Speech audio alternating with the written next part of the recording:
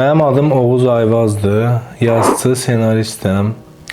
Bu il mənim üçün çox məhsuldar keçdi. Kitablarım çap olundu. Həm uşaqlar üçün yazdığım, həm də bir romanım. Uzun illərdir yaradıcılıqla məşğulam. Hekayələr yazıram, roman yazıram. Lap əvvəlcə yaradıcılığımın əvvəlində şeirlərlə başlamışam, sərbəst şeirlər.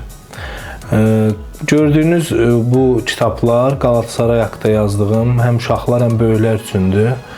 Qalatasaray bildiyiniz kimi Türkiyədə və Azərbaycanda sevilən futbol klubudur. Mən də bu məsələdə uşaqların, yəni futbola sevgisini nəzərə alaraq onların sevdiyi klub haqqında, Qalatasaray haqqında kitab yazdım. Ancaq tam bədii bir kitabdır. Əsərin qəhrəmanı Sirac bir gün bir bilet tapır, sirli bilet və o sirli biletin sayəsində keçmişə gedir. Getdikcə inkişaf eləyir. Arzusu, məqsədi olur ki, bir gün Qalatasarayda futbol oynasın.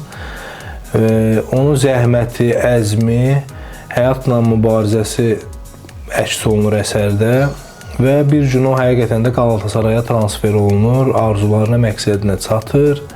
Ancaq bütün bunlar macəra üslubunda yazılıb, qələm alınıb ki, uşaqlarda kitaba maraq oyatsın, həm oxumağı, həm bədii təfəkkürləri inkişaf eləsin. Buna görə də bu cür kitablar mənə elə gəlir yazılmalıdır, dünyada da yazılır. Mən də Azərbaycanda bu cür üsula əl atmışam.